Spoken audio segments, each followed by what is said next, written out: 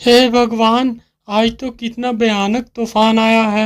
यदि इसी प्रकार बारिश होती रही तो मेरी तो सारी फसल नष्ट हो जाएगी। प्रकाश एक बहुत ही सच्चा और ईमानदार व्यक्ति था। वो अपने बूढ़े माता पिता के साथ इसी घर में रहता था। पूरी रात जोर जोर से बारिश और तूफान होता रहता है।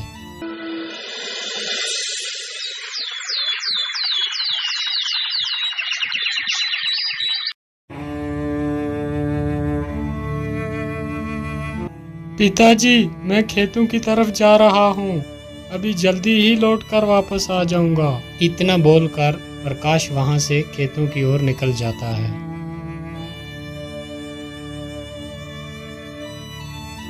प्रकाश चलते चलते फिर अपने खेतों के पास पहुंच ही जाता है और वो क्या देखता है कि उसकी अपनी सारी फसल जो थी वो नष्ट हो चुकी है।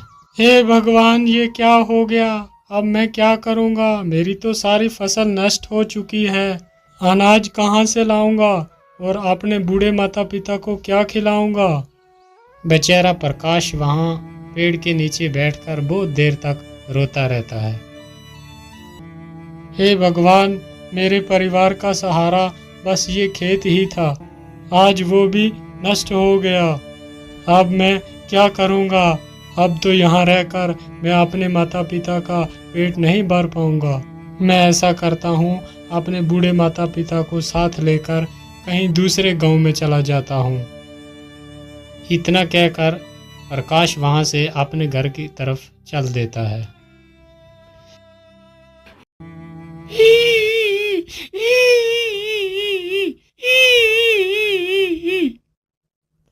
अरे, ये आवाज किसकी है? कौन रो रहा है इधर? मुझे तो लगता है कोई मुसीबत में फंसा हुआ है। एक बार जरा देखूं तो सही, कौन है ये? फिर प्रकाश उसी ओर चलने लगता है जिस तरफ से वो आवाज आ रही थी और प्रकाश देखता है लोमड़ी अपने घायल बच्चों को देख देख कर रो रही है, जो बच्चे बिल्कुल अभी छोटे थे, चलने के लायक भी ना थे। अरे लोमड़ी, तुम क्यों रो रही हो? और तुम्हारे इन बच्चों को क्या हो गया है? अरे भैया, मैं तुम्हें क्या बताऊं, इस तूफान ने तो मेरा सारा घर ही उजाड़ दिया। अभी कुछ दिन पहले ही मेरे बच्चों ने जन्म लिया था। अभी ये चलने के लायक भी नहीं है। तूफान ने हमारा ये हाल कर दिया। अरे लोमड़ी, तुम दुखी मत हो, मैं तुम्हारी कुछ मदद कर देता हूँ। मैं तुम्हारे बच्चे को दवाई लगा देता हूँ जिससे जख्म बहुत जल्दी भर जाएंगे, और मैं तुम्हारा ये घर भी थोड़ा ठीक कर देता हूँ। प्रकाश की ये बात सुनकर लोमड़ी की थोड़ी जान में जान आई। प्रकाश जल्दी से जाता है और कुछ दवाई की पत्तियाँ तोड़कर लाता है और जल्दी ही उन घायल बच्चों के घावों पर लगा देता है। और फिर वो जल्दी से वो गिरा हुआ पेड़ जो था जिसमें वो रह रहे थे उसे सही जगह पर, ये देखकर लोमड़ी बहुत ज़्यादा खुश हो जाती है। हे दयालु इंसान, तूने मेरे परिवार को मरने से बचा लिया। तुम बहुत अच्छे आदमी हो। मैं तुम्हारा ये एहसान कभी नहीं भूलूंगी। अच्छा लोमड़ी, अब मैं चलता हूँ। अरे रुको भैया, तुमने मुझे मुसीबत से निकाला, लेकिन मैं देख रही हूँ तुम्हारे चेहरे पे बहुत उदासी है। क्या कारण है? तुम इतने परेशान क्यों हो? अरे मैं क्या ही बताऊं, जिस जालिम तूफान ने तुम्हें कष्ट दिया है, उसी जालिम तूफान ने मेरा भी खेत जो था वो सारा तबाह कर दिया है, और उसी फसल से मेरी सारी उम्मीदें थी। अब वो फसल भी सारी नष्ट हो चुकी है। अब मैं क्या करूंगा? खाना कहाँ से लाऊंगा और अपने बूढ़े माता पिता को क्या खिलाऊंगा? मेरे पास खेती के सिवा दूसरा कोई साधन भी नहीं है। अब तुम ही बताओ, मैं क्या करूं? अरे मेरे भाई, आप दुखी मत हो। आपने इतनी हमारी मदद की है तो मैं भी आपकी एक मदद कर देती हूँ। मैं तुम्हें एक खजाने का रास्ता बताती हूँ, जिसकी वजह से तुम्हारी गरीबी हमेशा के लिए खत्म हो जाएगी। लेकिन वो खजाना है कहाँ? वो खजाना तुम्हें नीलगिरी की पहाड़ियों में मिलेगा। याद रहे, वो खजाना देखकर तुम्हें ज्यादा लालची नहीं बनना। अगर तुम्हारे मन में ज्यादा लालच आई तो वो खजाना तुम्हें नहीं मिलेगा। ठीक है, मैं तुम्हारी बात को याद रखूंगा। अच्छा, मैं चलता हूँ। इतना बोलकर प्रकाश खजाने की खोज में निकल पड़ता है। प्रकाश चलते चलते बहुत ज्यादा थक गया था और उसे भूख भी बहुत लगी हुई थी। अरे, मैं तो चलते चलते बहुत ज्यादा थक गया हूँ और मुझे भूख भी बहुत लगी है। यहाँ तो आसपास कुछ भी नजर नहीं आता। मैं ऐसा करता हूँ कि कुछ आसपास ही खाने को ढूंढता हूँ, शायद कुछ खाने के लिए मिल जाए। इतना सोचकर प्रकाश खाना ढूंढने लगता है। काफी देर इधर उधर भटकने के बाद उसे एक आम का पेड़ दिखाई देता है जिसमें बहुत सारे आम लगे हुए थे। अरे, इस पेड़ में तो कितने सारे आम लगे हुए हैं। मैं जल्दी से कुछ आम तोड़ लेता हूँ। और प्रकाश जैसे ही उस आम की तरफ अपना हाथ बढ़ाता है तो पेड़ के सारे आम गायब हो जाते हैं। ये देखकर प्रकाश बहुत ही हैरान हो जाता है। अरे, ये क्या हुआ? अचानक से वो सारे आम कहाँ गायब हो गए? बेटा, तुम इस पेड़ के आम ऐसे नहीं खा पाओगे। अरे, ये किसकी आवाज है? कौन है? और आसपास तो मुझे कोई भी नहीं दिखाई देता, फिर ये आवाज कहाँ से आ रही है? बेटा, मैं तो तुम्हारे सामने ही खड़ा हूँ। मैं एक पेड़ हूँ, लेकिन क्यों पेड़? मैं तुम्हारे फल क्यों नहीं खा सकता? बेटा, इंसानों ने हमें बहुत सारे कष्ट दिए हैं। हमने इंसानों के लिए क्या कुछ नहीं किया। उन्हें अपने स्वादिष्ट फल खिलाए और हम खुद धूप और बारिश में तकलीफ उठाते रहे, लेकिन तुम इंसानों को अपनी छाया में बिठाया। लेकिन बदले में तुम इंसानों ने हमारे लिए क्या किया? तुमने बारी बारी सारे पेड़ काट दिए हैं, जिसकी वजह से आज इतनी कड़कती धूप पड़ रही है। इसका कारण सिर्फ तुम ही हो। और इस गर्मी की वजह से हमें भी पर्याप्त पानी नहीं मिल रहा। इसकी वजह से हमारी तने भी सूख रहे हैं आहिस्ता आहिस्ता। अगर ऐसा ही चलता रहा तो जल्दी ही पृथ्वी का विनाश हो जाएगा। यदि इस विनाश को रोकना है, यदि कोई व्यक्ति एक पेड़ किसी मजबूरी के कारण काटता है तो उसके बदले कम से कम उसे 3 पेड़ लगाने होंगे, तभी हम इस पृथ्वी को सुरक्षित रख सकते हैं। लेकिन पेड़, मैं इसके लिए क्या कर सकता हूँ? बेटा, मैं तो किसी के पास जाकर ये बात नहीं बता सकता, लेकिन ईश्वर ने तो तुम्हें पैर दिए हैं। तुम हर एक व्यक्ति तक ये संदेश पहुँचाओ। ऐसा करने के लिए क्या तुम तैयार हो?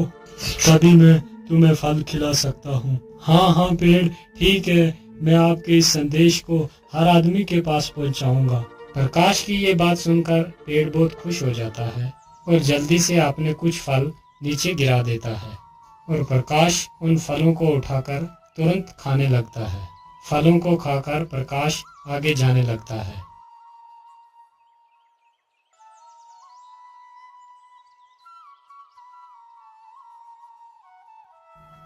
अरे बाप रे बाप, इतनी जोर की धूप पड़ रही है और इस धूप में चलना तो बहुत मुश्किल हो रहा है और मुझे बहुत सारी प्यास भी लगी है, लेकिन नदी तो पास में ही है। चलो थोड़ा सा पानी ही पी लेता हूँ। पानी पीकर जैसे तो सारी थकान दूर हो जाती है। अरे, पानी के भीतर ये क्या है जो इतना चमक रहा है? और प्रकाश अपना हाथ उस पानी में डालता है और जल्दी ही उस चमकते सिक्के को बाहर निकाल। अरे, ये तो सोना है, लेकिन इस नदी के भीतर ये सोना आया कहाँ से? वो नदी उसी नीलगिरी पहाड़ी से होकर गुजरती थी, जिसकी वजह से कभी कभी सोना उस नदी में बहकर आ जाता था। इसका मतलब ये नदी नीलगिरी पहाड़ी से होकर आती है। चलो जल्दी से मैं गुफा के पास जाता हूँ।